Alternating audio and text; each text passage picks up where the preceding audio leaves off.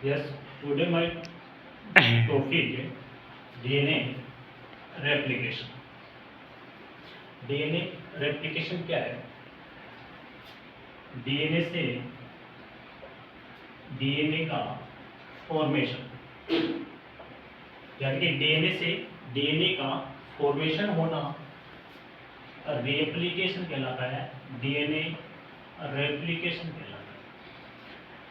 DNA replication के लिए कुछ एंजाइम्स रिक्वायर्ड होते हैं, मतलब डीएनए की जो प्रतिकृति होती है एक डीएनए से दूसरे डीएनए का फॉर्मेशन करने के लिए डीएनए की यानी कॉपीज तैयार होगी, उसके लिए कुछ एंजाइम्स की रिक्वायर्ड होती है। उन एंजाइम्स की हम बात करेंगे।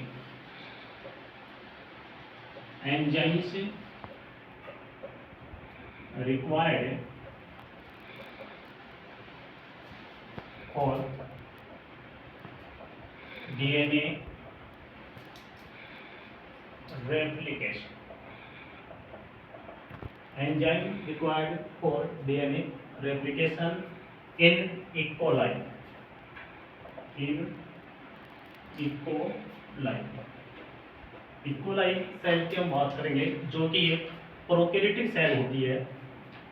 प्रोकैरियोटिक सेल की हम बात कर रहे हैं। E. coli सेल के अंदर DNA रेप्लिकेशन की, तो इसमें जो फर्स्ट जो एंजाइम होता है वो होता है टोपोआइसोमेरेज।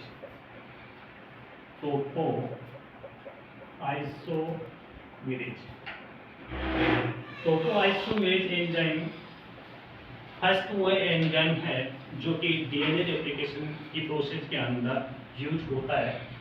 इसका क्या यूज होता है? ये जो एंजाइम जो होता है वो डीएनए की जो सुपर कोइलिंग होती है, यानी कि डीएनए को सिंपल कोइलिंग के अंदर क्या करता है, कन्वर्ट करता है।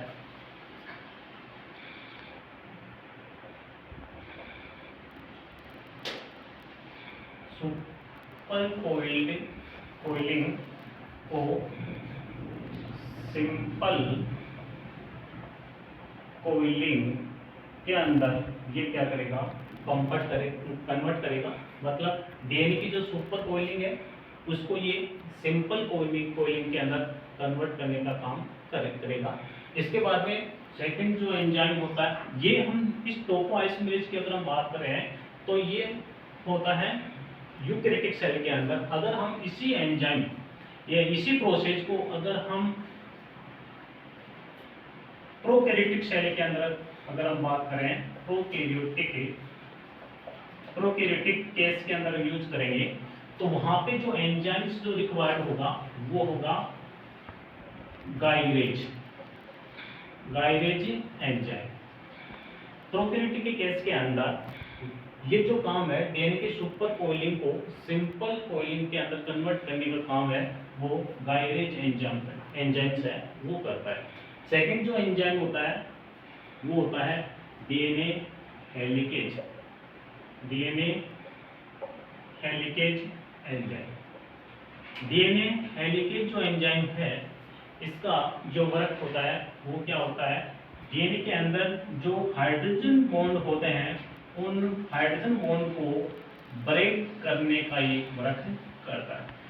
मतलब डीएनए के जो दोनों स्टैंड होते हैं, जैसे डीएनए का एक स्टैंड ये वाला होता है, सेकंड स्टैंड ये वाला होता है। जैसे इस प्रकार से इनके बीच में जो हाइड्रोजन बॉन्ड होते हैं उन हाइड्रोजन बॉन्ड को ब्रेक करने का जो काम करता है वो कौन करता है, डीएनए हेलिकेज एंजाइम करता है।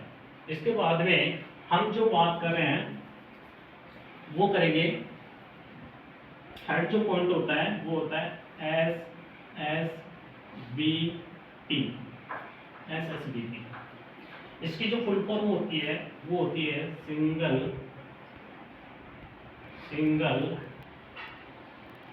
स्ट्रैंडेड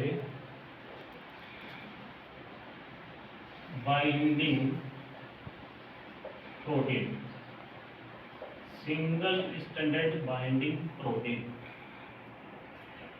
सिंगल एस का मतलब है सिंगल, सेकंड एस का मतलब है स्टैंडर्ड, बी का मतलब है प्रोटीन, बी का मतलब है बाइंडिंग, पी का मतलब है protein. Single standard binding protein. इसका जो क्या काम होता है कि जो डीएनए के दोनों स्टैंड होते हैं, जैसे इस प्रकार से डीएनए के दोनों स्टैंड होते हैं उनके बीच में जो हाइड्रोजन बॉन्ड ब्रेक होते हैं तो दोनों स्ट्रैंड क्या हो जाते हैं, एक दूसरे से सेपरेट हो जाते हैं।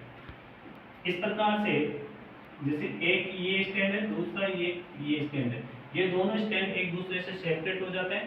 दोनों स्टैंड वापस से जुड़ न हो जाए, एक दूसरे के अंदर समाहित न हो जाए, इसके लिए सिंगल स्टैंडर्ड प्रोटीन जो होती है वो इनके ऊपर बाइंड हो जाती है। इस प्रकार से ये जो प्रोटीन है ये सिंगल स्टैंडर्ड बाइंडिंग प्रोटीन होती है जो डीएनए स्टैंड के ऊपर बाइंड हो जाती है, ताकि डीएनए के दोनों स्टैंड है वो एक दूसरे से वापस जुड़ने जाए। ठीक है।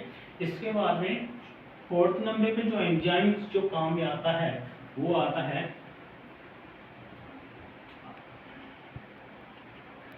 RNA primase. RNA primase, RNA जो प्राइमेज जो एंजाइम है वो जो है वो फॉर्मेशन करता है किसका, फॉर्मेशन ऑफ आरएनए प्राइमर। ये आरएनए प्राइमर का क्या करता है, फॉर्मेशन करता है, निर्माण करता है। इसके बाद में सेकंड जो एंजाइम्स जो होता है वो होता है, अब इसी की हम बात करते हैं। जैसे आरएनए प्राइमर की अगर हम बात करते हैं, आरएनए प्राइमर का क्या वर्क होता है, आरएनए प्राइमर का वर्क होता है जब डीएनए रेप्लिकेशन होता है तो डीएनए रेप्लिकेशन के लिए जो डीएनए पॉलीमरेज जो एंजाइम होता है, ठीक है, उस पॉलीमरेज एंजाइम को एक साइट प्रोवाइड करता है कि यहाँ से आपको क्या करना है, डीएनए रेप्लिकेशन करता है। तो हम बोल सकते हैं कि ये रेप्लिकेशन के लिए जो इनिशिएशन जो साइट होती है, इनिशिएशन जो साइट होगी, जो साइट होती है वो ये क्या करता है, प्रोवाइड करता है। डीएनए रेप्लिकेशन की ये जो इनिशिएशन जो साइट होती है, डीएनए रेप्लिकेशन कहाँ से होना है, तो वो जो साइट है स्तंभ जो है वो प्रोवाइड करने का काम जो करवाता है वो आरएनए प्राइमर करता है। उसके बाद में 6 नंबर पे जो एंजाइम है वो डीएनए पॉलीमरेज है। DNA polymerase enzyme, DNA polymerase enzyme की अगर हम बात करते हैं तो ये जो एंजाइम जो होता है वो डीएनए का पॉलीमराइजेशन करता है, यानी कि डीएनए की कॉपी जो बनाने का काम करेगा वो डीएनए पॉलीमरेज एंजाइम करेगा। तो इसका जो काम होता है वो होता है DNA polymerization, DNA polymerization. DNA की जो कॉपी जो बनाने का जो काम करता है वो डीएनए पॉलीमरेज एंजाइम करता है, यानी कि डीएनए का जो रेप्लिकेशन करेगा वो कौन करेगा, डीएनए पॉलीमरेज एंजाइम करेगा। इसके बाद में 7 नंबर पे जो एंजाइम्स होता है वो होता है DNA ligase enzyme. DNA ligase जो एंजाइम होता है वो जो एंजाइम है जो डीएनए की जो नए स्ट्रैंड जो बनेंगे, डीएनए का जब रेप्लिकेशन होगा तो डीएनए के जो स्ट्रैंड बनेंगे उस स्ट्रैंड को रिपेयर करने का जो काम है वो डीएनए लाइगेज के द्वारा किया जाता है। तो डीएनए जो स्ट्रैंड है, डीएनए स्ट्रैंड उनको रिपेयर करने का काम जो है, रिपेयर करने का जो वर्क है वो किसके द्वारा किया जाता है, डीएनए लाइगेज एंजाइम के द्वारा किया जाता है।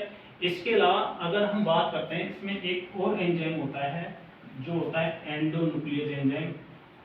एंडोन्यूक्लियस एंजाइम, एंडोन्यूक्लियस एंजाइम की अगर हम बात करते हैं तो ये जो प्राइमर वगैरह जो ऐड होता है उस प्राइमर को रिमूव करने का वर्क है वो कौन करता है, डीएनए एंडोन्यूक्लियस जो एंजाइम है वो रिमूव करने का वर्क करता है।